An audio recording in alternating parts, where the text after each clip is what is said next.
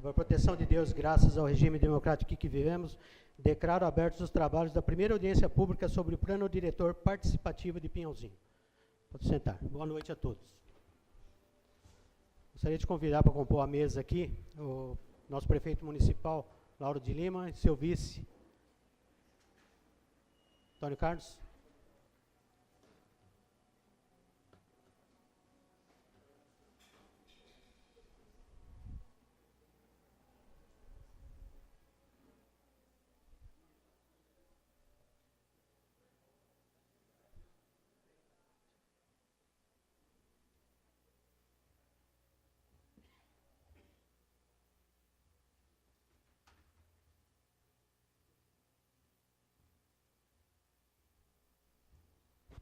Para compor as cadeiras aqui da frente, por gentileza, Humberto, que é o coordenador desse plano diretor. O Mangolim também faz parte do grupo. O Dr. Denis representando a OAB de Pinhalzinho. Coordenador.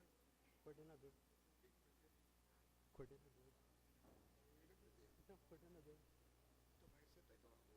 Não, mas é bom ali para prestar atenção.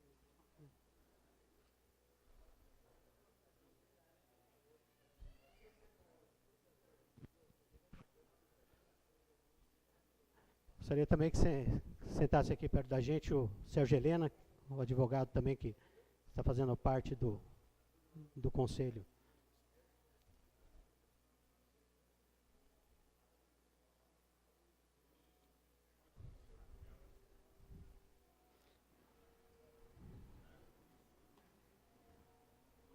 Acuso a presença também do vereador, ex-vereador e ex-presidente da Câmara, Butica, por gentileza.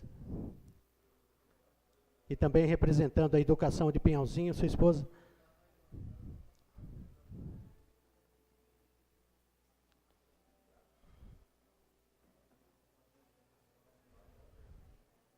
Também o ex-vereador aqui presente, Zanini, por gentileza.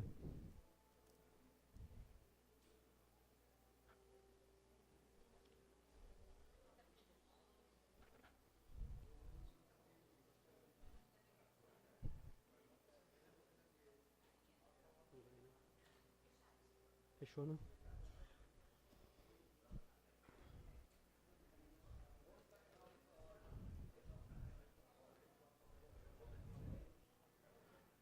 Boa noite a todos os presentes. Boa noite ao pessoal que nos assiste pelo nosso canal do YouTube. Boa noite a todas as autoridades presentes. Boa noite aos nobres vereadores. Agradeço imensamente a presença de todos. Hoje é um dia especial para Pinhalzinho. É a nossa primeira audiência sobre o Plano Diretor Participativo. Esse Plano Diretor é uma parceria da Prefeitura com o Grupo Cantareira, que está passando a rede elétrica aqui no nosso município, e que contratou a empresa Ultra, que está dando um total suporte ao nosso município. E, digamos de passagem, não está custando nada para os cofres públicos, somente as despesas de audiências públicas e eventuais reuniões que serão feitas. Ok? Então eu gostaria de agradecer já a presença da Poliana e do Fernando, que são da empresa Ultra. Eles vão fazer uma apresentação e de agora em diante, toda a explicação, essa palestra é a cargo da Poliana. Por favor, Poliana.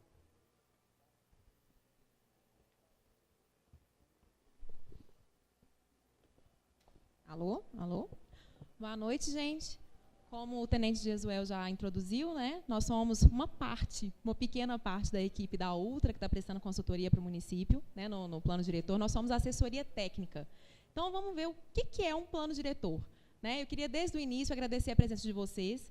A gente vai ter 2 momentos aqui hoje. Um momento que é de apresentação do diagnóstico, né, para saber se a equipe da Ultra realmente entendeu o Pinhalzinho, né, em termos físico-territoriais.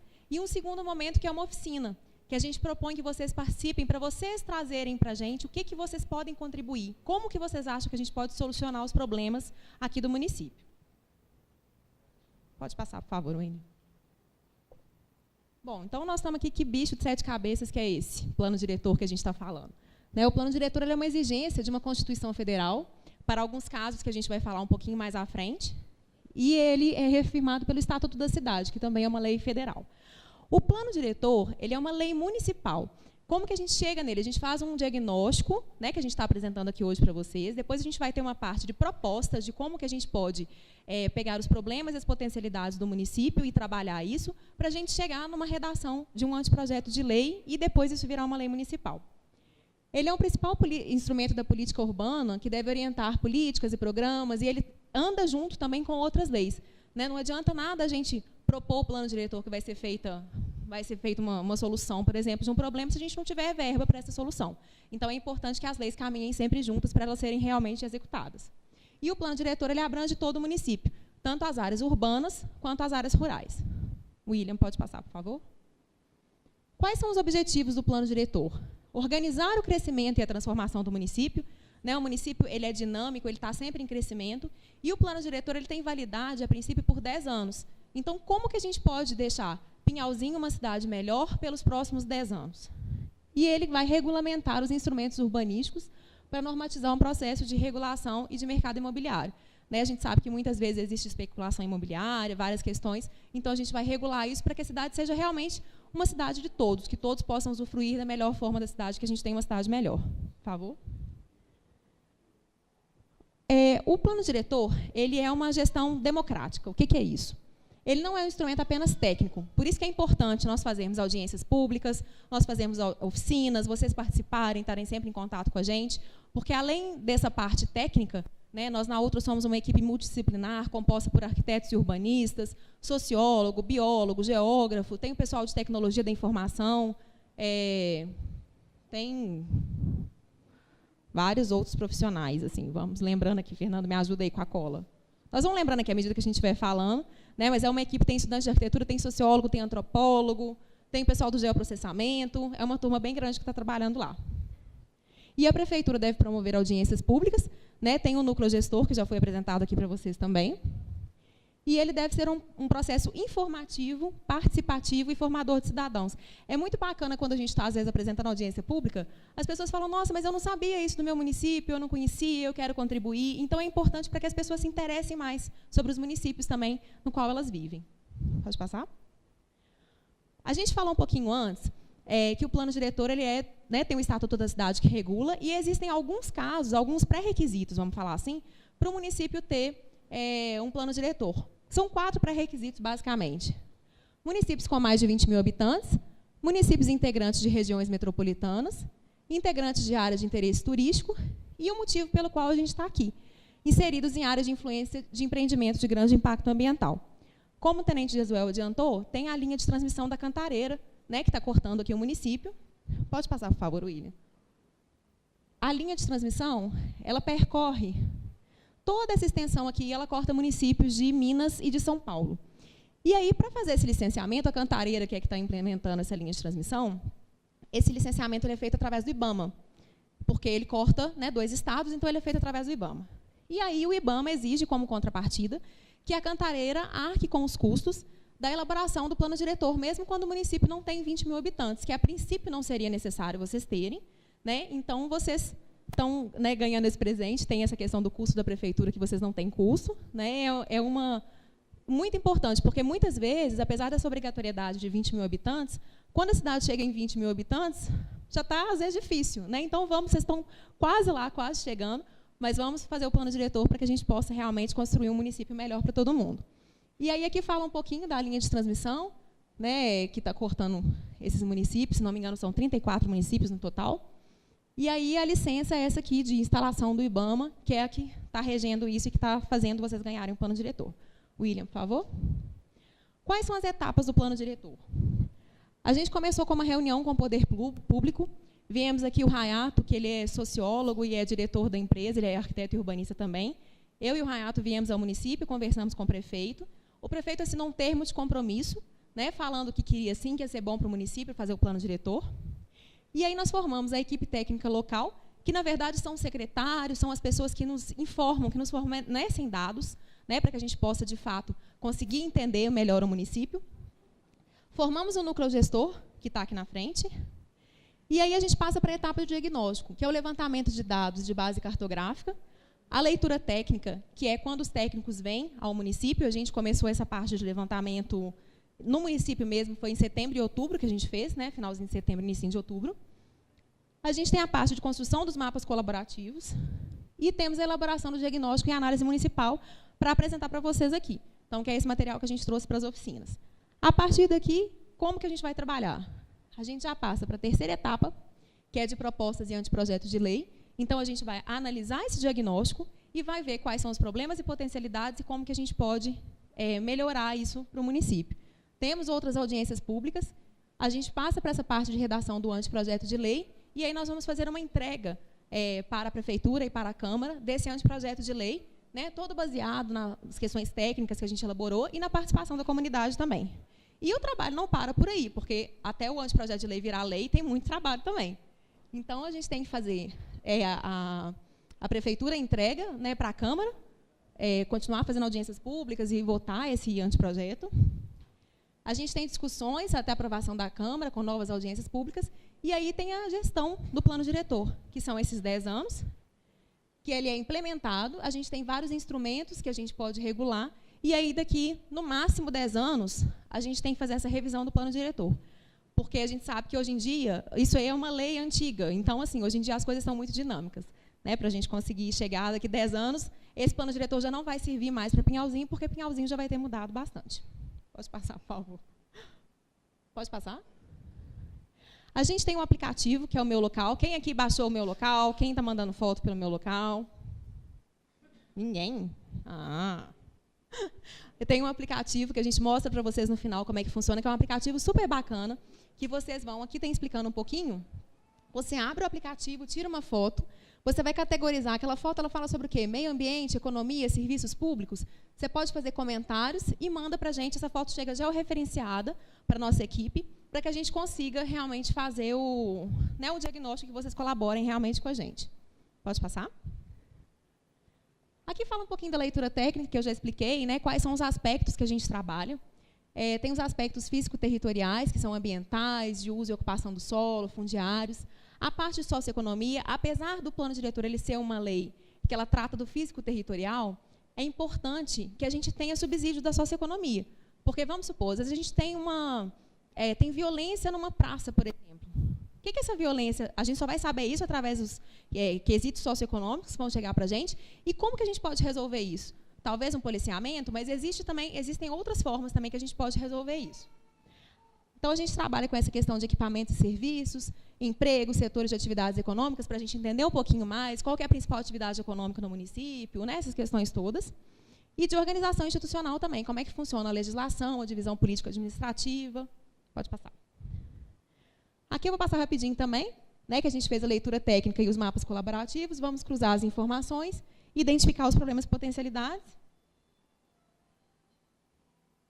Pode passar. Discutir, né, as propostas com o núcleo gestor, discutir com vocês hoje. O núcleo gestor nada mais é que um grupo de pessoas, ele funciona como um conselho que vai fazer essa ponte entre vocês e a equipe técnica. Então, né, toda dúvida que vocês tiverem, recorram ao núcleo gestor, tem alguma sugestão, recorram ao núcleo gestor, né, para que a gente possa receber esses dados, essas informações.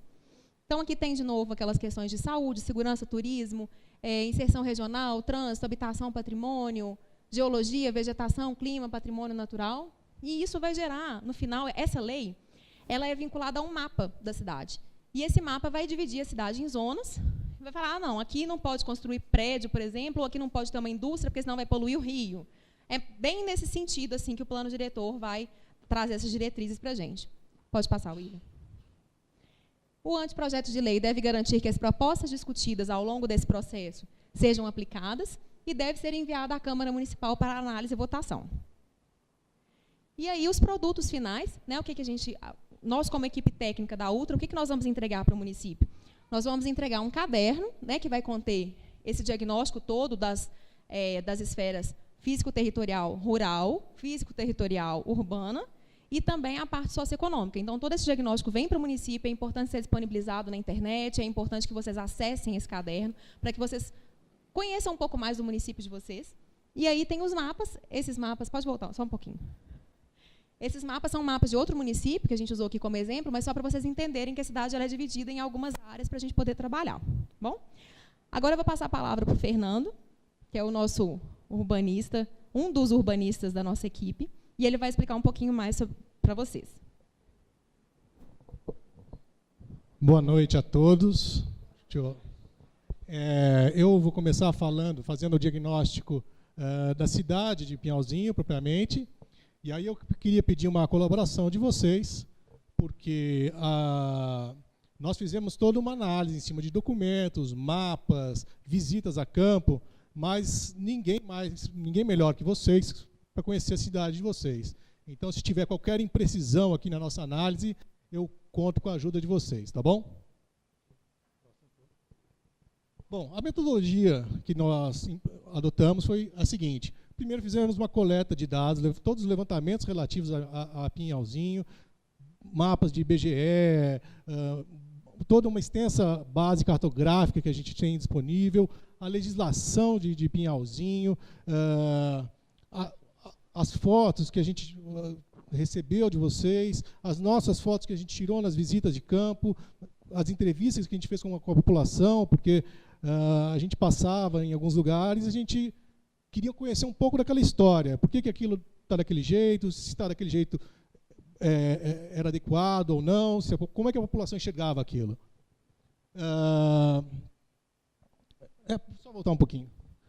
E aí, a partir disso, a gente faz a interpretação de todos esses dados, né? Compila todas as informações e aí a gente gera depois o diagnóstico, que vai ser um documento, como a Poliana mostrou, mas aqui a gente vai apresentar de uma maneira mais sucinta. Esse é o mapa do município de Pinhalzinho.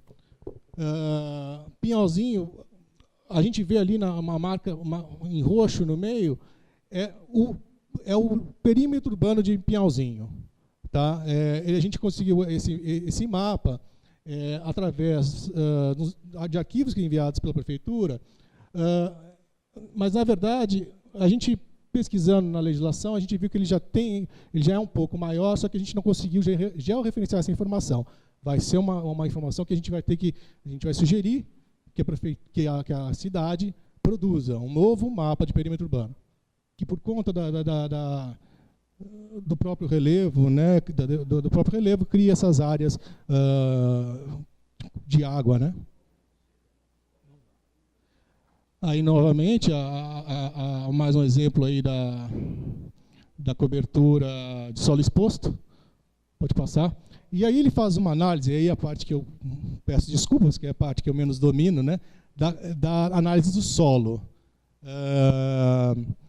O solo de Pinhalzinho, o tipo de solo mais comum aqui são os latossolos, que ele fala que é um solo rico em ferro, por isso dessa cor avermelhada, mas ele é um ferro que não te permite aproveitamento de extração mineral. Ele tem uma quantidade de ferro que dá essa pigmentação vermelha do solo. Ele é um solo, do ponto de vista nutritivo do solo, ele é pobre. Então, você precisa de... Mas você pode tratar isso com adubos e tudo mais.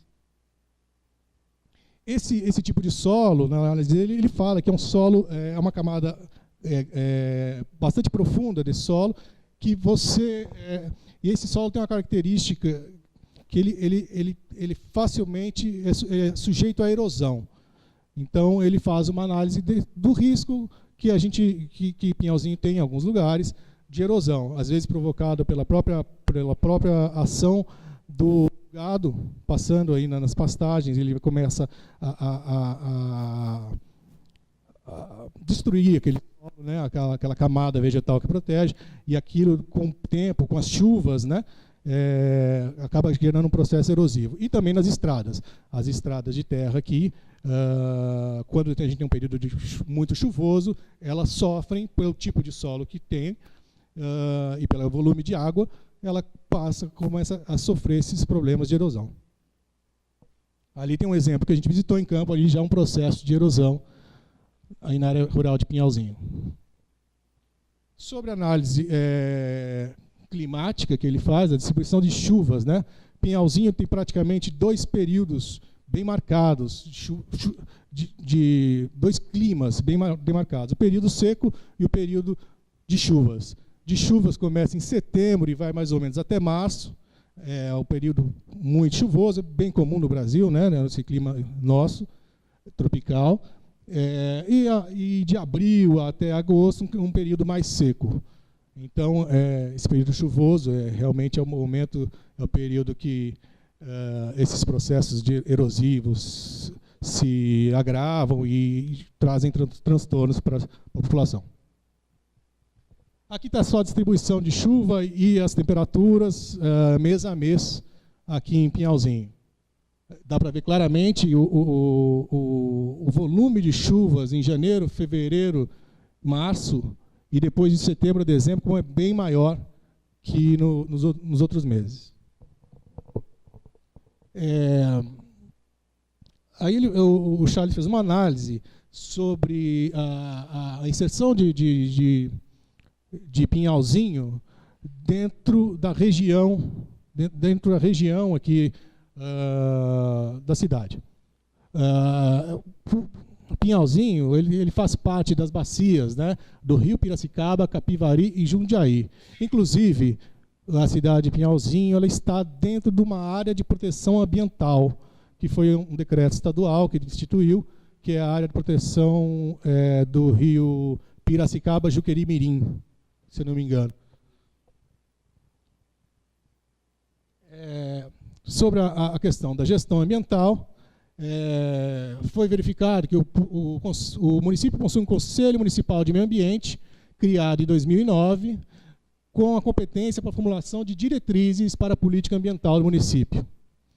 A lei prevê a obrigatoriedade a lei 1175, também de 2009, prevê a obrigatoriedade de elaboração de projeto de arborização nos novos loteamentos, nos novos parcelamentos de solo. Na verdade, nos novos loteamentos, o empreendedor ele tem que apresentar também um projeto de arborização. Em 2006, foi instituída a Semana de Incentivo ao Desenvolvimento e Turismo e Agronegócio do município, que se realiza normalmente entre os dias 7 e 14 de setembro, com atividades e a jornada anual sobre o tema. Ainda na questão ambiental, que envolve a questão ambiental, o Pinhalzinho possui o Conselho Municipal de Turismo, criado em 2013, com caráter consultivo, normativo e paritário para assessoramento do município em questões referentes ao desenvolvimento do turismo da cidade. Essa análise de saneamento básico foi feita baseado no plano. O Pinhalzinho tem um plano municipal de gestão de água, esgoto e resíduos sólidos, e tem um relatório extenso, muito bem feito, que foi usado nas nossas análises. A gestão da água, do abastecimento de água em Pinhalzinho, na área urbana e nos bairros de Aparecidinha e de Jardim do Pinhal, é por conta da Sabesp. Não sei se eu estou sendo... Eu acredito que era isso mesmo. Então, a água, nas demais localidades, a água normalmente ela é conseguida através de poços artesianos. As pessoas captam os loteamentos captam a água diretamente através de poços, não é via Sabesp. O esgoto, Pinhalzinho possui uma estação de tratamento de esgoto aqui no município, que atende 92% da população urbana. Não considera aí a população da área rural. A área rural, normalmente, o esgotamento sanitário é feito através de fossas e, algumas vezes, ligado diretamente nos rios, né, nos corpos hídricos. A questão dos resíduos sólidos, né, que é a coleta de lixo, é feita através de um consórcio intermunicipal de saneamento básico da região do Circuito das Águas, chama CISBRA, que envolve aqui os vários municípios aqui do entorno aqui de Pinhalzinho. Bom, nessa análise, o Charles analisou aí, apontou algumas vulnerabilidades do município, né? Focos erosivos, como eu comentei anteriormente, né, decorrente das formas de uso e ocupação do solo, né, o Pinhalzinho praticamente não tem mais uma cobertura vegetal nativa, né, vamos dizer, né, já tudo virou grande parte virou pasto. Então, eu já comentei sobre isso, os perigos dos processos erosivos. A ausência de estudos específicos, né, para a compreensão do território e as intervenções de planejamento que dependem de levantamentos específicos, tais como cadastramento de nascentes, cadastramento de áreas de preservação permanente, se tem APP em Pinhalzinho, né, inventário turístico, entre outros. E a ausência de unidades de conservação.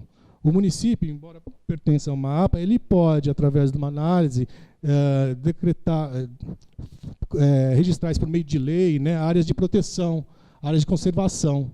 E o município ainda não possui áreas de conservação protegidas. E aí houve ele elencou algumas potencialidades do município, né,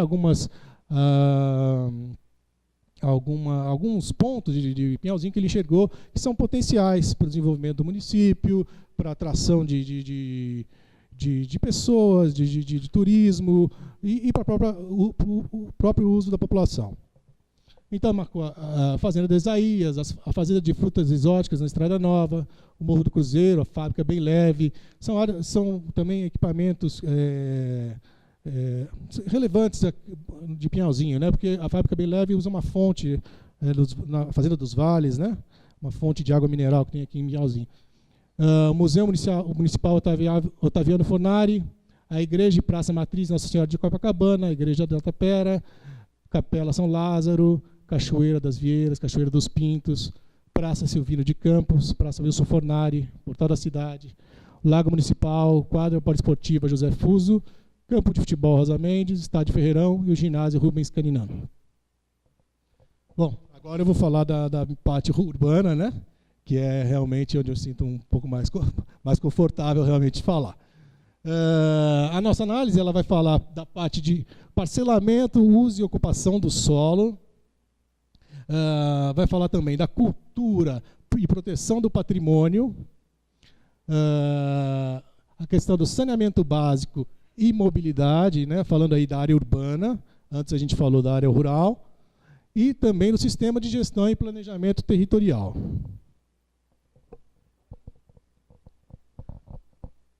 Bom, esse é o município de Pinhalzinho, agora é um outro mapa.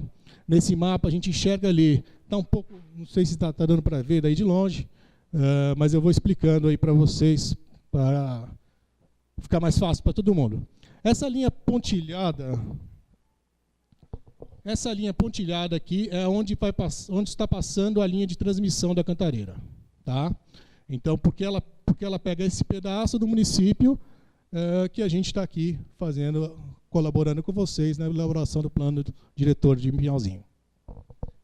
Aqui a gente tem marcado a área, não é o perímetro urbano oficial, mas é a área ocupada pela urbanização de Pinhalzinho. Tá? Nessas manchas em roxo, meio lilás aqui, são as áreas que a gente chama de áreas antropizadas, são os loteamentos que a gente identificou em Pinhalzinho. A gente vê que tem muitos loteamentos, principalmente mais para o norte do município, né? Partindo aqui da Pedro Américo Benedetti, ou Américo Pedro, eu sempre confundo a ordem aqui. Américo Pedro, né? Américo Pedro Benedetti. Você vê aqui, por exemplo, Jardim do Pinhal, a área que esses loteamentos ocupam chega a uma área muito próxima da própria área do município, da área urbana, né, do perímetro urbano do município. Aqui, a gente identifica, você pode passar, vai começar a aparecer isso. Então, falando um pouco do município, né, o que acontece com Pinhalzinho? Pinhalzinho ele tem uma posição estratégica aqui na região, porque a região aqui é considerada o Circuito das Águas, é uma região muito procurada por turismo, né? Ela tem muitos atrativos turísticos e tem muita gente que vem para cá, principalmente gente da Grande São Paulo, que vem aqui usufruir das belezas das instâncias minerais e tudo mais. E Pinhalzinho tem uma posição estratégica aqui, porque ela está cercada, ela está no meio desses municípios. Ela está numa distância média aí de 25 quilômetros de vários desses municípios, né? Como Socorro, Monte Alegre do Sul, temos também mais para cima Serra Negra, né? Então, Pinhalzinho tem uma posição estratégica. Isso é um grande atrativo. Muitas pessoas vêm para cá. A gente conseguiu verificar isso aqui. Tem muita gente que tem uma segunda propriedade aqui em Pinhalzinho, né? Gente que vem de São Paulo e região, né? Do Grande ABC, e vem para cá para uma casa, para uma chácara, e aproveita dessa situação privilegiada de Pinhalzinho, que é a centralidade dela, né? Em relação aos outros municípios. O acesso ao Pinhalzinho é feito pela BR-146, que é essa aqui, e essa rua Dona Matilde, que ela vai depois para o distrito de Mostardas e liga depois a Monte Alegre do Sul. Tem uma outra estrada depois que desce para cá, para Amparo.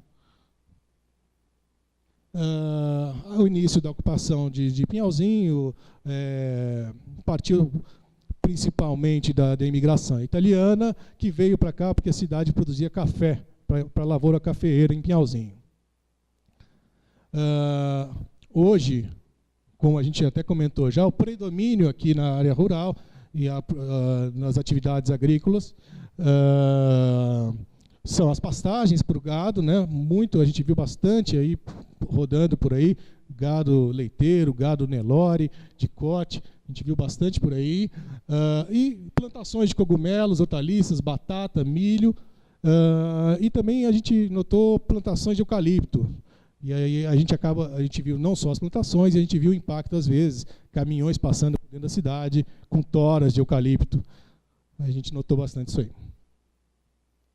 E aí tem uma questão que a gente notou, que é muito importante, que é a relação, né, do perímetro urbano e esses loteamentos residenciais em área rural. Segundo os dados que a própria prefeitura nos passou, muitos desses loteamentos eles encontram-se em situação de irregularidade, vários deles em processo de regularização. A Lei 6766, que fala do parcelamento dos solos, é uma lei federal, ela veda o parcelamento de terras para fins residenciais em áreas rurais. E aqui a gente vê que tem muita... acontece muito isso aqui, um pouco sobre aquele processo que eu falei, né? As pessoas vêm para cá para aproveitar aqui o clima, o ambiente da montanha, a paisagem, que é muito bonita, e como é um atrativo, as pessoas veem o interesse, né? É o interesse dos empreendedores e o interesse da população, de uma população que demanda isso, né? O perímetro urbano de Pinhalzinho foi definido numa lei, a Lei 06 de 1970, e depois dessa lei, várias alterações ocorreram, sendo a mais recente de 2016, que amplia a área aqui do município, cria aqui um distrito industrial, uma área de uso residencial também aqui no entorno da rodovia Américo Pedro Benedetti.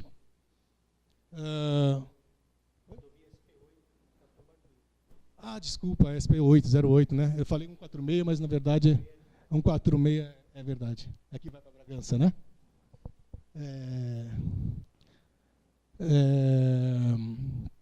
Bom, em 2011, a Lei 1310, né, 1310, fala sobre a regulamentação de solicitações de parcelamento de solo. Ela define procedimentos que os empreendedores ou também os próprios moradores já do loteamento que já está implantado devem tomar para pleitear a regularização dos seus empreendimentos, né?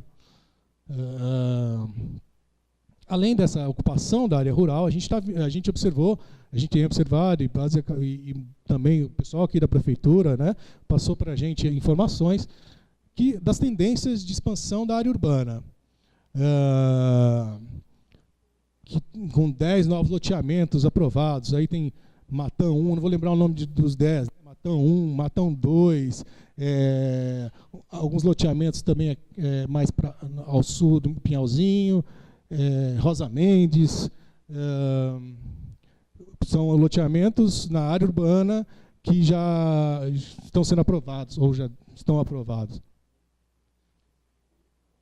Próximo. E aí a gente tem que pensar um pouco sobre essa ocupação de Pinhalzinho e a relação dessa ocupação, né, de Pinhalzinho, dos moradores, com esse público que vem para Pinhalzinho aos finais de semana.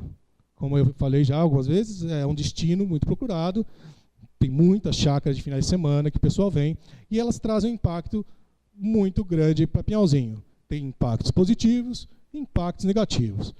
A gente tem aqui um comércio que se aproveita bastante, né, desse público que vem aqui.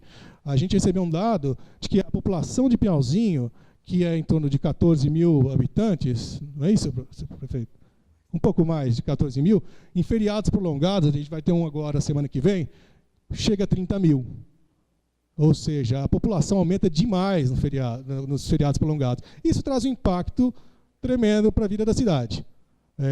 Trânsito, muito lixo que é produzido nos finais de semana, às vezes sobrecarrega o próprio sistema de saúde do município.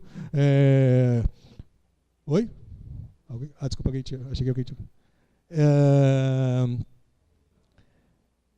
Então a gente precisa pensar como essa população, como a gente recebe esse contingente que vem, né, de São Paulo, e como que isso é absorvido da melhor maneira para o Pinhalzinho, minimizando os impactos desse grande fluxo de pessoas que vem para cá.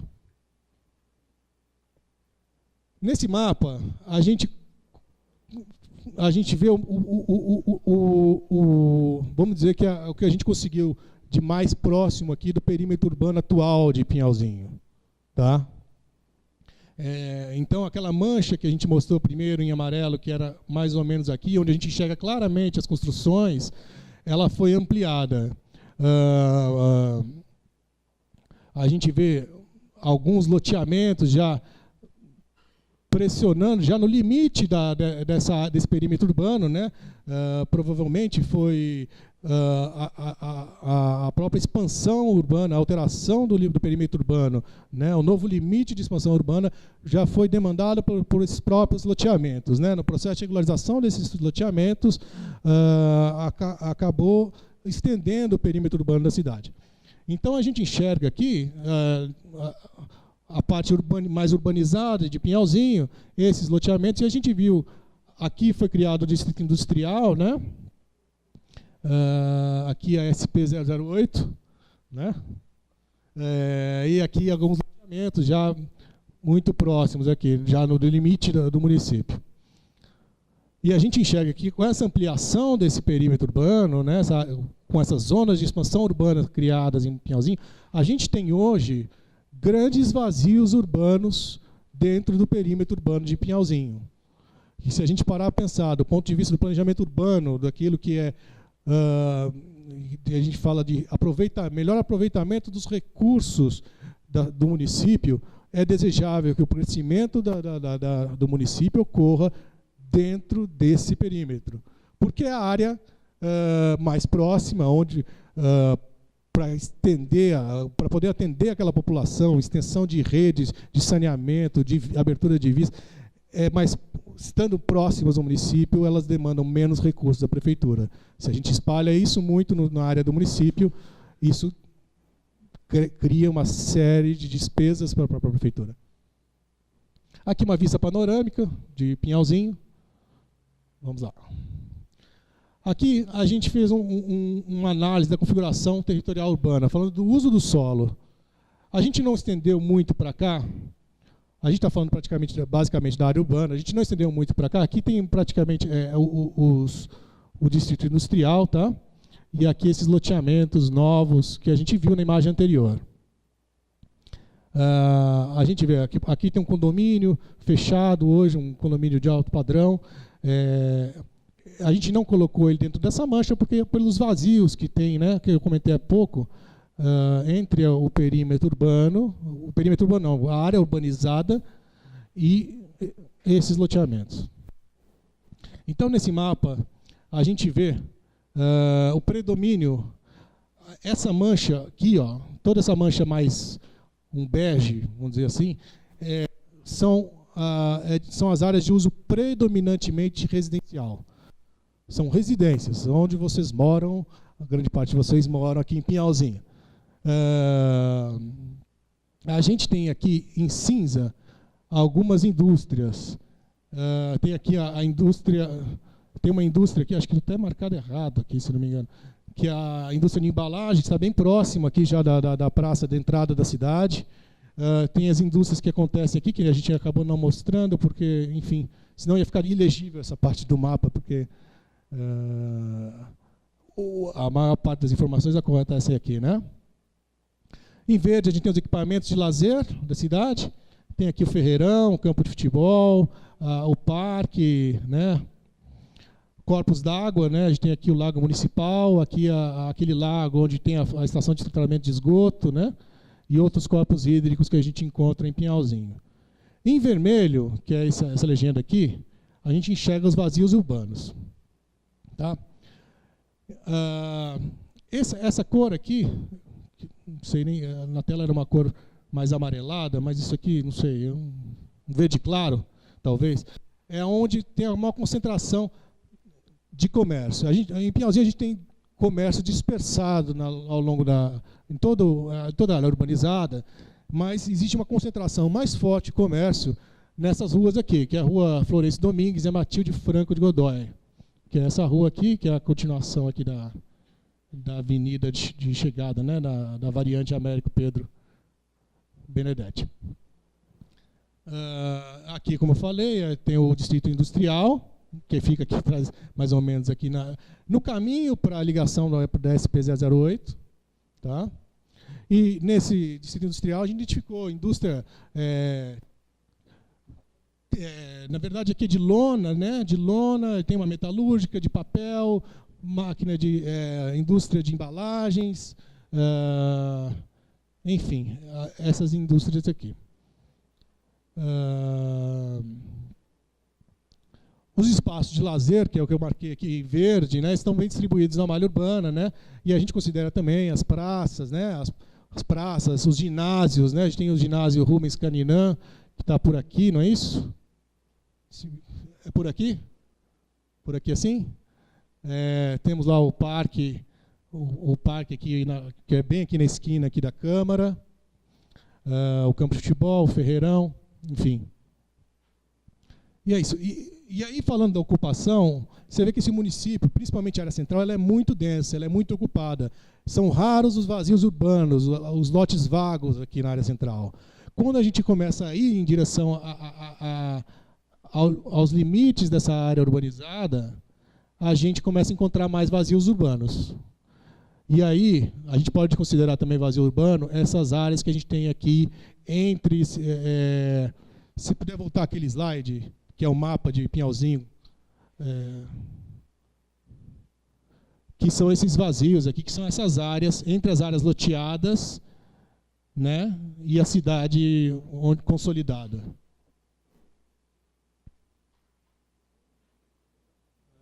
Só volta um pouquinho, por favor. Então, aqui, nas áreas de esporte e lazer, que são distribuídos, que eu falei, a gente tem a Praça Silvino de Campos, que é bem na entrada da cidade, que é onde tem a Nossa Senhora ali, né, a imagem de Nossa Senhora. A Praça Wilson Fornari, o Lago Municipal, a quadra poliesportiva, o campo de futebol, o estádio Ferreirão, o ginásio Rubens Caninã. E aí a gente tem uma série de fotos que a gente tirou de exemplos, né? Exemplos de comércio e serviços, aqui, principalmente naquelas duas ruas que eu comentei com vocês, o supermercado União, o posto de gasolina na entrada da cidade. Infelizmente não deu para tirar aqui, não sei. A gente colheu só alguns exemplos. Vamos lá. Aí exemplos de uso residencial, de uso industrial no perímetro urbano, né? Aqui a indústria de embalagens, aqui a metalúrgica, aqui a fábrica de bobinas de papel, e essa indústria aqui que fica ela já fica fora ali do distrito industrial, ela fica na SP-08 no caminho para o Jardim do Pinhal. Estava com a legenda até errada ali. E aí as fotos aí de alguns desses equipamentos de cultura e lazer que a gente identificou na cidade, né? A Praça Silvino Campos, a rotatória na entrada da cidade, o próprio portal de Pinhalzinho.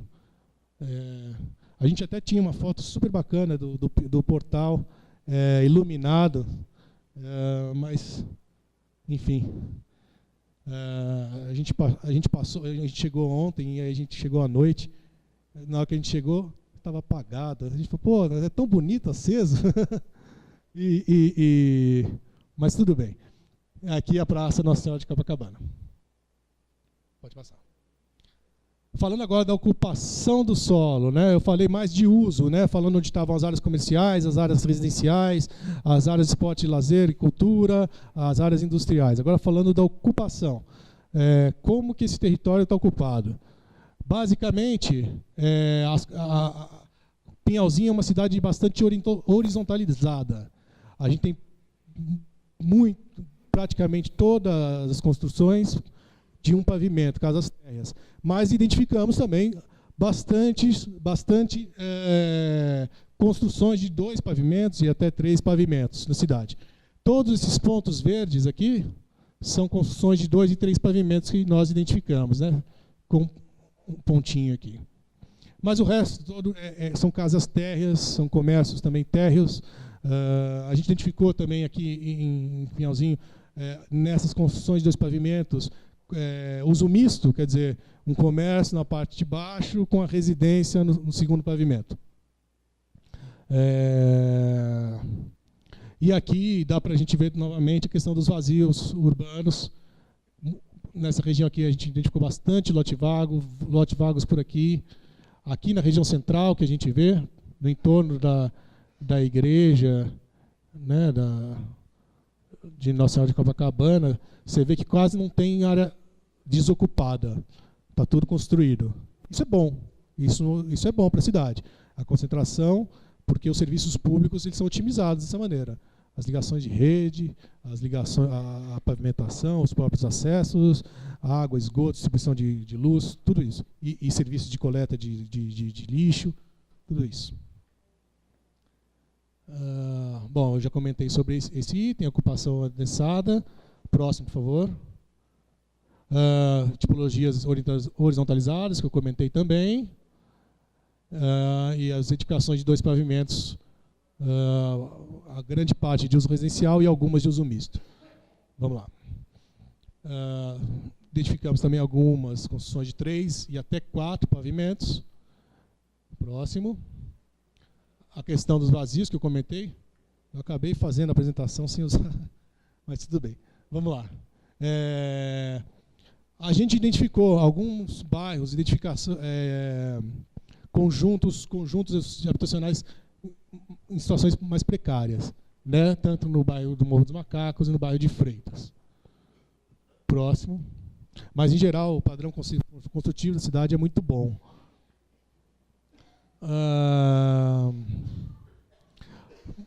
O município de Pinhalzinho, né, possui uma lei de parcelamento do solo. O que eu tinha falado antes era uma lei que falava do processo de regularização dos solos. Mas anterior àquela lei, a gente tinha uma lei de parcelamento dos solos que define as dimensões, as obrigações dos empreendedores quando parcelam o solo.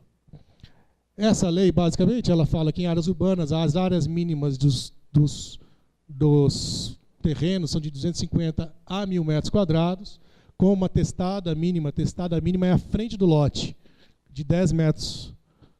Tá? Nas áreas de expansão urbana, que ocorre logo depois da área mais consolidada, urbana, que é a área mais da urbanização mais antiga, né, vamos dizer, já surgem esses lotes de 1.000 metros quadrados, até 3.000 metros quadrados, com a frente mínima de 20 metros. Nós verificamos nas nossas pesquisas de campo que uma coisa muito comum em algumas regiões da cidade é a subdivisão do lote. O lote tem 250 metros e as pessoas constroem ali, eles dividem aquele terreno em dois, e aí criam duas casas, e aí viram 2 lotes de 125 com testada de 5 metros. Isso pode gerar um impacto na cidade, porque ela começa a adensar. Aquela lei que definiu ali, quando você define o tamanho dos lotes de 250, você automaticamente já projeta na cidade uma densidade, que é assim, quantas pessoas vão ocupar aquele espaço, né? Na hora que você começa a subdividir isso aqui, você acaba aumentando a população em determinadas áreas. Isso pode sobrecarregar as redes, o serviço de coleta. Isso pode trazer um impacto negativo para a cidade. Então, a gente tem que tomar muito cuidado com isso. Por outro lado, a gente teve aqui em Pinhalzinho a definição de algumas ZEIs. ZEIs são zonas de especial interesse social. São áreas delimitadas para a população de baixa renda. Nessa lei, que delimita essas ZEIs, é permitido esse tipo de lote, de 5 metros de testada e 125 metros quadrados de área. Vamos lá. Em relação à ocupação, como é que essas construções ocorrem dentro dos lotes, né? A gente tem diversos padrões aqui em Pinhalzinho. Nas áreas mais antigas, mais consolidadas, né, do município, a gente quase não observa recuos nas construções.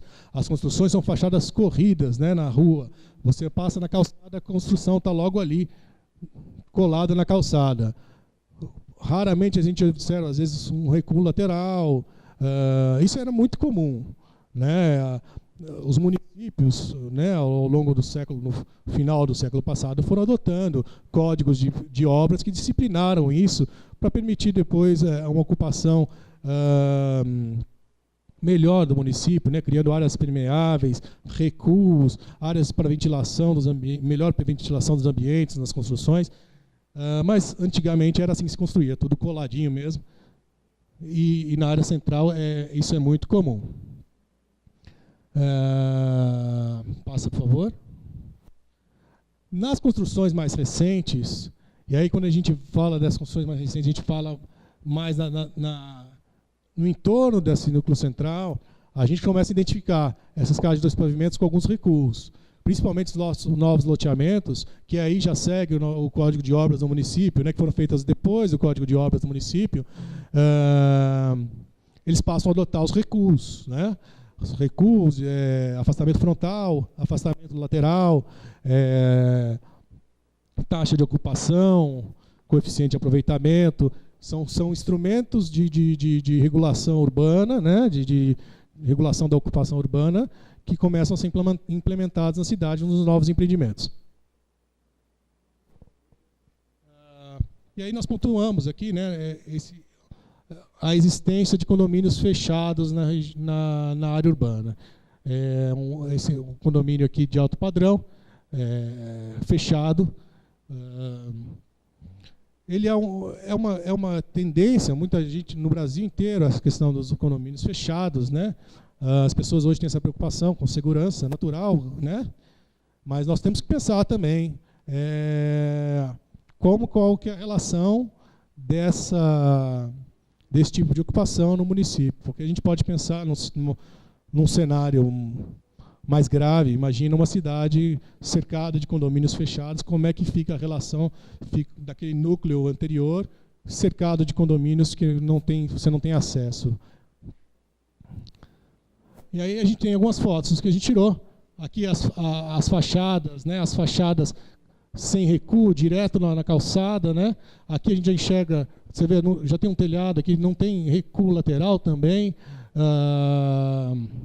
Aqui também, olha, direto a construção na calçada, até o limite do alinhamento do terreno, certo? E, todas aqui na área central bem esse padrão. Aqui a gente enxerga já um recuo, tá vendo? A construção está mais para trás aqui do alinhamento. Próximo. Aqui a gente tem uma foto aqui de uma construção de 2 pavimentos de uso misto. Aqui a gente tem um comércio e aqui em cima uma residência. E aqui aquele condomínio que eu falei para vocês de fechado, né? Que está muito próximo aqui da saída de Amparo ali, né? Bom, como a própria prefeitura, isso é um processo que não é de hoje, né? Não é um processo, é um processo que vem de anos, né? Que vem formando a cidade de Pinhalzinho. A gente notou, constatou, né? Até pelos dados que a prefeitura tem, dos processos de regularização e questionamento, a gente tem muitos loteamentos regulares na área rural do município, né? Vários deles em processo de regularização, são mais de 50 loteamentos, né?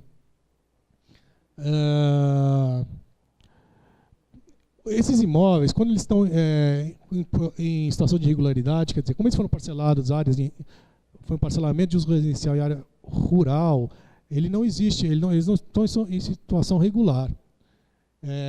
O proprietário, desses loteamentos, eles não possuem a posse legal. Ele tem o contrato de compra e venda, né, que garante que é dele, mas como o imóvel é irregular, né, a situação dele jurídica, né, ele é irregular, eles não têm de fato a posse legal. Não há nenhum caso de ocupação em área de risco e ocupação de áreas de proteção, exceto, essa foi uma informação que é passada pela prefeitura, o loteamento é Adelino, na verdade, não é? Adelino, né? Adelino, né? É lá no Areal, né? Isso. A parte de aprovação de projetos e fiscalização na área urbana é a cargo do Departamento de Obras do município, tá? Então, toda área, toda pessoa que deseja construir e lotear, ele tem que passar o processo normal, o processo legal o trâmite legal disso aí, que passe pelo Departamento de Obras do município. Esse Departamento de Obras, para fazer a análise desses empreendimentos e dessas construções, porque aí a gente fala de parcelamentos, né, de loteamentos e da própria construção. Você tem um lote, você quer construir, você tem que passar pelo Departamento de Obras para um processo de aprovação.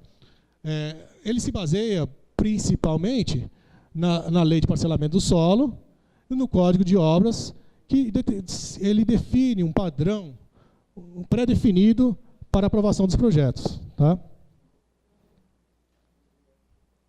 Agora eu vou falar um pouco da parte de proteção cultural, cultura e proteção do patrimônio cultural, patrimônio material de Pinhalzinho.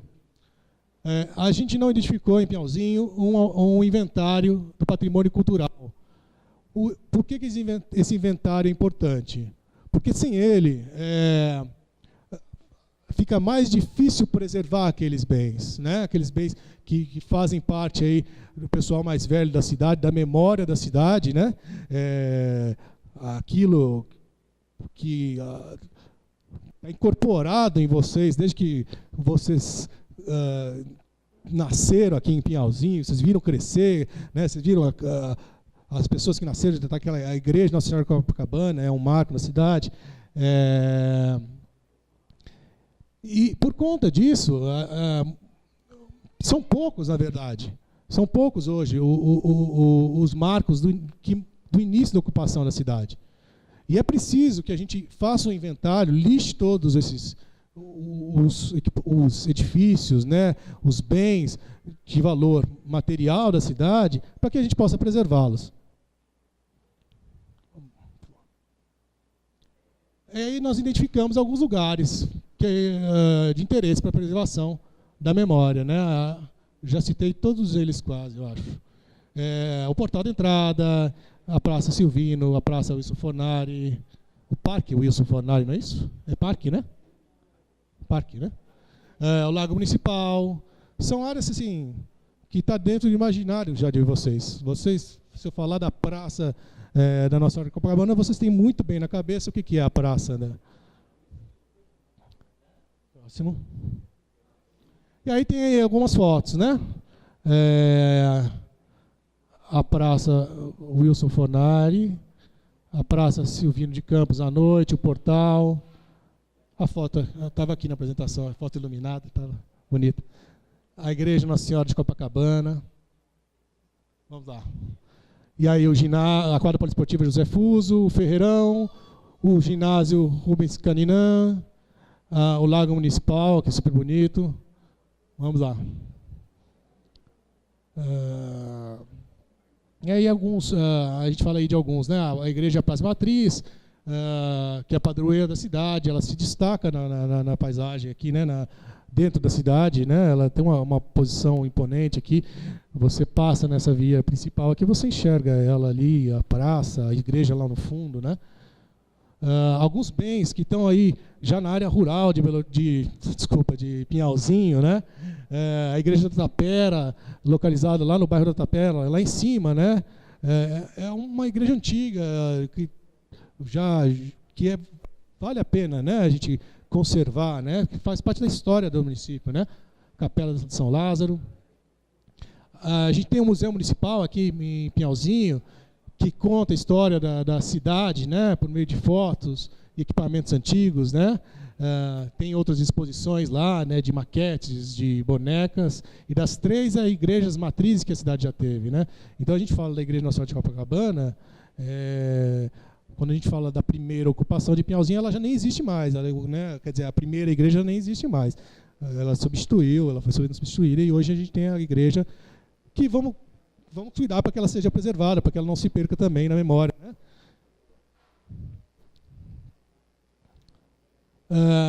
Agora falando do patrimônio imaterial, é aquilo que você não toca, né? Aquilo que faz parte da cultura da cidade, mas que não é um bem material, né? Não é uma construção, não é uma imagem, não é uma escultura.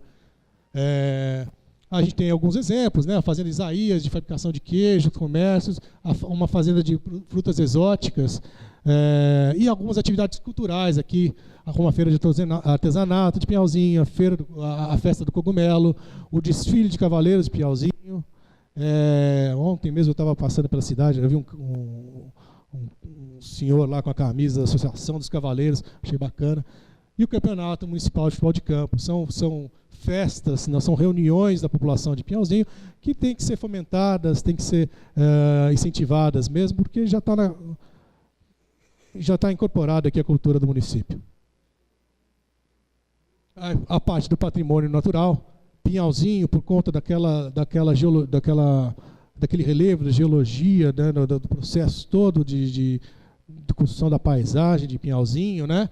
Ela favorece a criação aí dessas cachoeiras. E a gente tem algumas cachoeiras no município e às vezes são super bonitas, lugar de visitar. Então a gente tem que ter esse cuidado de preservar esses espaços, às vezes incentivar também a visita controlada, né, para que também não afete o meio ambiente, mas incentivar, porque esses são pontos turísticos da cidade. As pessoas podem vir aqui para visitar uma cachoeira, né? Vem das cidades vizinhas e tal. Tem o Morro do Cruzeiro, que tem uma vista lá de cima bonita, né? Agora eu vou falar da parte de saneamento básico na área urbana. Como eu falei antes, ele é operado pela Sabesp, né? Que é a Companhia de Saneamento do Estado de São Paulo. Basicamente, o município possui 3 sistemas produtores, né? Aqui na sede do município, que é aqui a área urbanizada, né?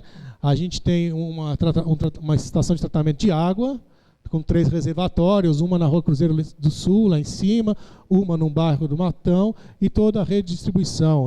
Se eu não me engano, acho que a gente tem até esse dado aqui na frente, eu acho que dentro da área urbanizada, 100% da população é atendida pela acho que é 92%, né?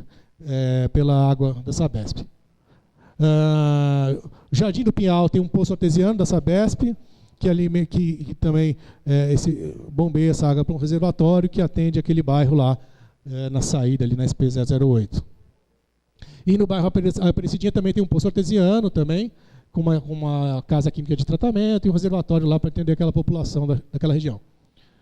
O sistema de abastecimento de água está disponibilizado em todos os logradouros públicos, considerando uma cobertura efetiva de 97%. Pode ser que esse dado já tenha até melhorado, porque esse dado, se eu não me engano, é de 2014. Mas, enfim, é praticamente universalização aqui do atendimento de água pela Sabesp na área urbana. Aqui, aí, dado de 2014, né, a população de 14.247. Só que essa população aqui, ela envolve a população urbana e a população da área rural. A área urbana é praticamente toda atendida pela Sabesp. Nos bairros pertencentes à zona rural do município, né, Areal, Estrada Nova, Fazenda Velha, Cachoeirinha, Bairro dos Pintos, Rosa Mendes, Tapera, Jardim Primavera, não há redes públicas de abastecimento de água. São núcleos isolados, com casas dispersas, que inviabilizam economicamente a execução de redistribuição de água. Tem a ver com aquilo que a gente falou lá no começo. Esses loteamentos, como eles são espalhados em toda a área do município, começa a ficar muito caro para o município criar redes para alimentar todos esses bairros. Então, a maior parte deles é atendido através de poços artesianos, que fazem lá da distribuição para aquela população. Segundo a Sabesp, não há intermitência no abastecimento de água, apenas em ocasiões de manutenção. Então, algum problema numa tubulação, ela tem que mexer. Às vezes tem uma população que sofre aí por um período de falta de água. Também não há zonas críticas de abastecimento. Há projeto de melhoria e ampliação do sistema hoje, que está em negociação da Sabesp. E como esse dado é de 2014, se eu não me engano, é capaz disso já ter evoluído. E aí a gente vai conversar bastante, de repente a gente atualiza isso no nosso diagnóstico, né? A questão do esgoto na área urbana, né? Ele é coletado por tubulação e destinado à estação de tratamento de esgoto, que é ET do município, né? O restante da área urbana utiliza sistema de fossa. Há também identificação de algumas construções que despejam o esgoto in natura no rio, Ribeirão do Pinhal, né? Ribeirão é rio? Ribeirão, né? Ribeirão do Pinhal. Mas isso são poucos, e é principalmente aí nessa região ali, mais baixa da cidade, próxima ali à rodoviária, que foi identificada algumas ligações direto de esgoto in natura no rio. A população, então, o sistema de esgotamento atende 80,20% da população da área urbana. A parte que não é atendida é mais ou menos... Oi? Mudou já, né? Aqui é Socorro, o consórcio? Obrigado. Aqui, ó. Vamos corrigir aqui a parte... Então, a gente falou do esgoto, né, que a parte urbana ela é bem atendida, então 80% tem a coleta e o tratamento de esgoto. E outra parte tem as fossas que fazem o tratamento daquele esgoto, e algumas casas que despejam direto no rio. O sistema de coleta e disposição de resíduos sólidos domiciliares é de responsabilidade da prefeitura, através desse consórcio, que não é de amparo, é de socorro, intermunicipal, mas é CISBRA ainda, né? É de socorro. Isso. O transbordo é em socorro? O aterro é lá?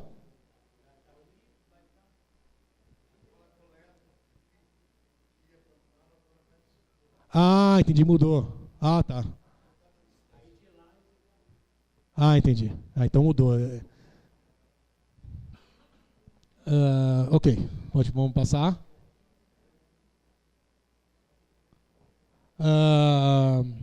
A coleta é feita em toda a área urbana E nas áreas rurais a gente identificou, em algumas áreas a gente tem pontos específicos onde as pessoas têm que levar lá o lixo e os caminhões passam e recolhem aquele lixo. E aí que é o grande impacto que a gente comentou, e a gente até conversou na nossa última visita aqui, sobre o impacto dessas regiões de chácaras, né, que essa população que vem de São Paulo, né, o volume de lixo que é gerado no final de semana é realmente desproporcional com o que a população normalmente produz, né, porque é coletado diariamente, e no final de semana é aquilo que concentra uma grande qualidade de lixo de um fluxo muito grande de pessoas que vêm para cá. Nós não identificamos serviço licenciado pela prefeitura para lixo reciclado. A gente identificou algumas pessoas que têm a iniciativa de fazer a reciclagem do lixo como uma forma de uma atividade econômica que ela possui, né? Aqui eu vou até fazer uma correção já. Coleta de entulho gerado na construção civil, a prefeitura oferece serviço de coleta. Não, já está corrigido aqui. E a prefeitura oferece serviço de coleta dos entulhos, e os entulhos são destinados para adequação de estradas rurais. Principalmente aí, nesse período chuvoso, né, essas estradas de terra sofrem um bocado, né, com a chuva. E a gente até viu, acho que semana passada, ou retrasada, no Facebook da prefeitura, ela jogando ali entulho para melhorar a condição da estrada, porque as chuvas provocaram lá algum estrago. Os dejetos de limpeza urbana são recolhidos pela prefeitura e não tem local definido para destinação. Próximo. A drenagem de águas pluviais. As águas de chuva são captadas através de bueiros e são levadas direto para os rios, principalmente para o Ribeirão do Pinhal, aqui, né, é o que recebe mais contribuição aí da área urbana, né? Há registro de inundações, né, na proximidade ali da rodoviária, aquela parte mais baixa da cidade, nos períodos de chuvas muito fortes, tem registro ali de inundação. A gente até ontem, a gente conversando aí com uma munícipe, ela, sem a gente perguntar sobre isso, ela comentou dos problemas da chuva e falou, ela reiterou isso, que já estava no nosso relatório, essas áreas de inundação próxima à rodoviária.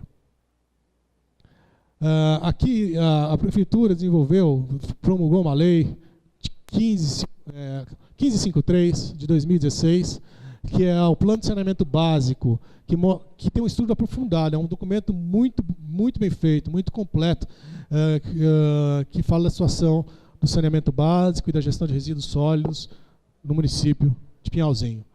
Muito, muito bom esse documento, e a gente pegou bastante informação ali, de um diagnóstico feito por ali também. Bom, falando da mobilidade urbana, também o órgão gestor é o Departamento de Obras, né?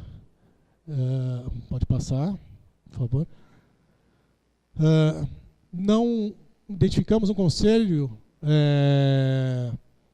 e legislação específica e fiscalização de rotina na parte de mobilidade urbana, tá? As fiscalizações ocorrem normalmente mediante denúncias, ou solicitações da população, apareceu um buraco na rua tal, e aí a prefeitura vai lá e vai lá atender aquela demanda. E a própria observação, às vezes os próprios servidores aí circulando pela cidade, quando observam algum problema na cidade, aí eles também acionam aí o Departamento de Obras para corrigir. O Código de Obra Municipal, ele até contempla um pouco a questão da mobilidade urbana, mas eu acho que nós consideramos que ele precisa ser revisado, porque ele é de 1980, se não me engano, e como o próprio plano diretor, né? Já se vão quase 40 anos, então muita coisa mudou de lá para cá, então essa legislação merece ser revisada, se adequar aos tempos que vivemos, né? da questão da mobilidade urbana, né, do sistema viário, né, de Pinhalzinho. Nós identificamos aqui como as vias coletoras, né, a Rua Matilde Franco de Godoy, a variante Américo Pedro Benedetti e as ruas José Domingues, Rua José Joaquim Ferreira e Rua Henrique Torricelli. Ela tem são duas paralelas assim, duas perpendiculares, que recebem normalmente o trânsito das vias locais, que fazem a ligação costuram aí esse tecido urbano de Pinhalzinho. As demais vias a gente considera como vias locais, que é realmente as vias onde tem as residências, né, onde não tem um grande fluxo de veículos, é mais o trânsito local mesmo. A malha viária praticamente toda na área urbana tem pavimentação, na área urbana é totalmente pavimentada, né, pavimento asfáltico, sendo poucas ocorrências de vias sem pavimentação nas extremidades da malha urbana. Então aquele núcleo consolidado está pavimentado, mas às vezes quando a gente começa a ter esses loteamentos, essas zonas de expansão, a gente cria em algumas áreas vias sem pavimentação. Vamos lá. O estado de conservação geral da pavimentação é bom. É lógico, em todas as cidades. Períodos de chuva são dramáticos mesmo na vida de qualquer cidade. O impacto da chuva realmente nas ruas é grande e é nesse período que a gente sente. Começa a surgir buracos e aí tem que ter um trabalho constante aí para corrigir isso aí. Notamos, em relação à acessibilidade, né? Hoje a gente tem a norma brasileira, que chama 9050, né? Que fala da acessibilidade de pessoas portadoras de necessidades especiais, pessoas que têm alguma dificuldade de locomoção. Então a gente notou em algumas regiões deficiências em relação à acessibilidade, né? Às vezes por estreitamento de calçadas, às vezes muita calçada, quer dizer, só com vegetação, isso normalmente é aquele lote vago ali em alguma rua da cidade, que na frente dela é uma grama. Então você imagina, se tiver um cadeirante passando na calçada, chega uma hora que ele tem que passar pela grama. Muito difícil para ele. Sem faixa de percurso e inexistência de rampas de acesso nas esquinas, né, onde deveria ter as faixas de pedestre, guia rebaixada. Então, isso são pontos que a cidade tem que enfrentar daqui para frente. A sinalização horizontal e vertical no município poderiam receber melhorias. E aí, principalmente para nós, né, que não somos moradores de Pinhalzinho, né, a gente notou isso. Às vezes, falta de placas de sinalização, de ruas, placas a própria sinalização, a gente estava em dúvida se a rua era mão dupla ou não, faixa de pedestre, alguma na cidade, e até placas que demarcam pontos de interesses. Às vezes a pessoa vem para Pinhalzinho e quer conhecer o Lago Municipal. Às vezes você não acha a placa. Como é que eu faço para chegar no Lago Municipal? Se o cara não tiver um Google hoje ali no GPS ali, ele tem que ficar perguntando para a população. E às vezes até para incentivar, para fomentar o turismo, é interessante a gente marcar esses lugares, sabe? Até para marcar, aqui na igreja tem Nossa Senhora de Copacabana, aqui a placa que indica Cachoeira dos Pintos, sabe? É interessante a gente marcar isso. Às vezes as pessoas nem sabem que tem, né? Porque às vezes não tem informação. Em relação à mobilidade, a gente observou bastante trânsito de caminhões, e a gente tem que pensar no crescimento da cidade, como é que isso vai ocorrer, o quanto que isso traz de incômodo para a cidade. A gente, como a cidade é rodeada aí de uma área rural que também tem produção de hortaliças, enfim, legumes, e tem as plantações de eucalipto, a gente observou bastante caminhão passando aí no meio da cidade. Então a gente tem que pensar um pouco como é que a gente disciplina, trazendo o menor incômodo possível. De repente, qual é a melhor solução para a cidade, né? Porque realmente, às vezes é um incômodo, né? Às vezes as vias não são muito largas, são vias que são fruto de uma ocupação mais antiga, né? Que já está consolidada há 70 anos, 80 anos. E aí você tem um carro ali disputando espaço com um caminhão, é realmente complicado.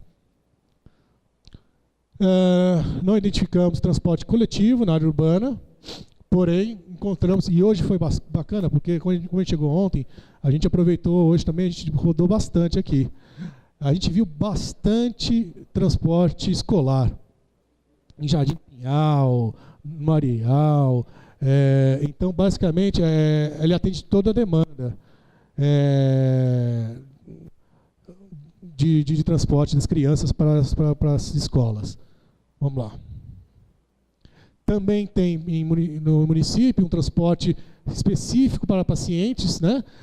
A gente tem um pronto-socorro aqui que atende a população, mas algumas demandas específicas que esse pronto-socorro não atende, é atendido nas cidades vizinhas, né? São Paulo, Barretos, onde tem lá o Hospital do Câncer, né? Que é uma referência nacional, Atibaia, Jundiaí, e tem transporte aqui disponibilizado para a prefeitura para quem precisa de tratamento nesses locais. O transporte de pessoas da área rural para a sede é feito em carro particular. Às vezes o pessoal pega carona no transporte escolar. Basicamente isso. E tem muito, que a gente observou, um uso muito efetivo de motos, né? Muita gente usa moto aqui em Pinhalzinho para se locomover. A ligação intermunicipal de Pinhalzinho com os municípios vizinhos é feita pela Aviação Bragança, que liga Pinhalzinho, São Paulo, as cidades do ABC Paulista, Bragança, Águas de Lindóia, Socorro e Atibaia.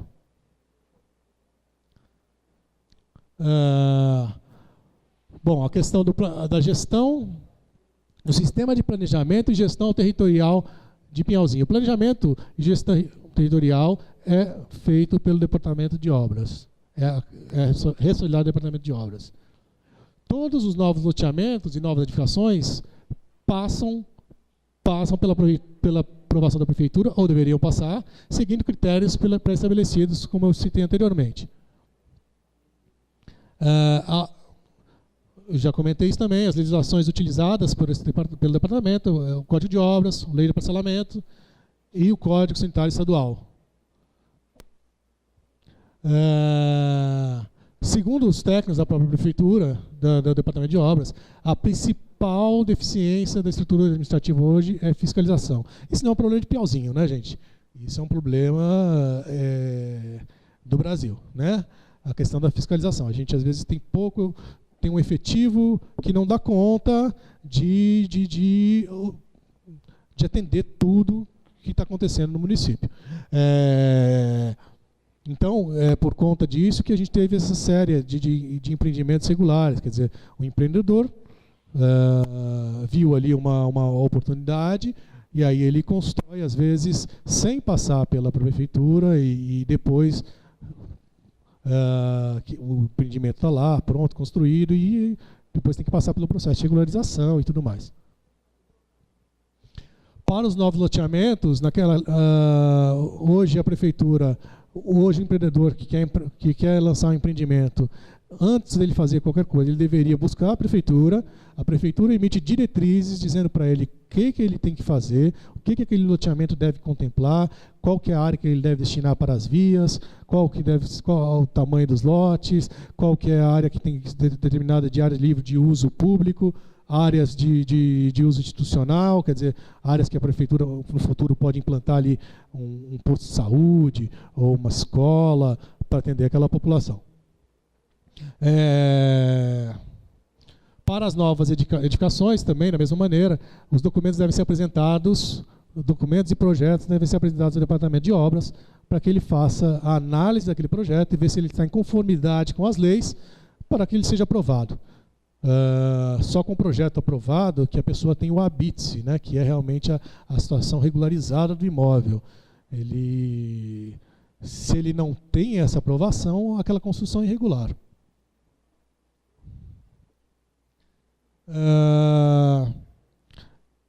aqui acho que talvez um termo meio forte, não existe uma fiscalização e um monitoramento efetivo das ocupações, talvez pela dificuldade de efetivo mesmo. A cidade é uma cidade que tem um grande fluxo de pessoas, tem uma grande demanda de empreendimentos aí, às vezes a prefeitura não dá conta aí de fiscalizar tudo, né? E hoje as fiscalizações, a maior parte delas acontece através de denúncias. Então, às vezes a população, um vizinho observa e faz uma denúncia e a prefeitura vai lá e verifica o que está acontecendo. Bom, fechando aqui, esse é um resumo aqui, né, do diagnóstico. O diagnóstico vai virar um documento extenso, detalhado, que vai contemplar tudo isso que eu falei, mais a parte que eu tentei falar ali da parte do geógrafo, né, mais análise socioeconômica que a Poliana falou. E ele é feito com a ajuda dos técnicos, que somos nós, e a população.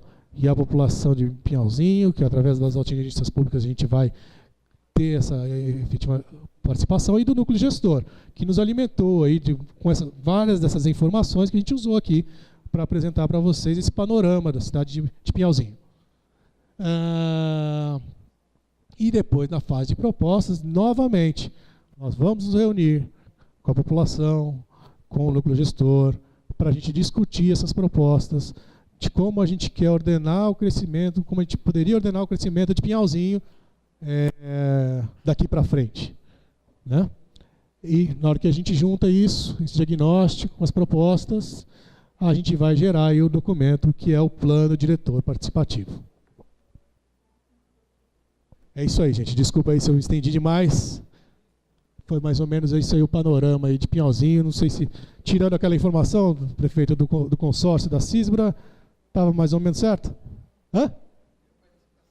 Tá certo. Mas as informações estavam mais ou menos certas, né? Então tá bom. Obrigado, gente. Pessoal, nós entendemos Pinhalzinho, não entendemos Pinhalzinho. Eu queria propor para vocês, a gente sabe que hoje é sexta-feira, está todo mundo cansado da semana, né? Que está todo mundo doido para ir embora, e eu espero que vocês estejam gostando do que a gente falou aqui, né? Que a gente realmente tenha entendido Pinhalzinho. Para a gente otimizar o tempo, devido ao adiantado da hora, eu queria fazer uma proposta, queria ver se vocês concordam. A gente imagina que vocês tenham perguntas e tenham contribuições a fazer para o plano diretor, e a gente quer ouvir vocês. Eu pensei em passar para essa parte já das propostas que a gente falou, e aí a gente tem um material, que são algumas cartilhas, e no decorrer do que vocês vão discutindo, a gente dividiria vocês em grupo, e no decorrer do que vocês forem discutindo, né, forem surgindo as dúvidas, a gente vai esclarecendo. O que vocês acham disso, para a gente otimizar o tempo? Vou só pedir para o senhor passar aqui. Primeiramente, boa noite a todos e a todas. Eu queria fazer uma pergunta para você, duas. Esse material, nós vamos receber isso impresso? Tudo que a outra preparou, vamos receber impresso. E a segunda não é bem uma pergunta, mas sim uma ressalva que eu acho que deveria ficar nessa discussão. Que você, no início, disse que a Cantareira estava dando de presente para o município o plano diretor, né? E eu entendo que a Cantareira ela não está dando de graça nada para ninguém, nem para o Pinhalzinho e nem para nenhuma cidade. Ela simplesmente está pagando uma compensação ambiental pela degradação que provoca essa transmissão, a ocupação do solo e tal. Né? Então, não tem nada de graça aqui. Agora, mas isso é muito importante, porque o patrimônio de um plano diretor para o município, ele é muito valioso. Não é? Então, eu espero realmente que essa discussão dê frutos, né, e que ela seja implantada ainda nesse mandato, né, e que se cumpra tudo aquilo que for decidido aqui, que for discutido. Tá bom? Muito obrigado. Muito importante essa contribuição. Né, e, de fato, a gente vai entregar esse material para vocês. Por mais que possa parecer extenso o que o Fernando falou aqui, na verdade, é um resumo. Está saindo? Tá.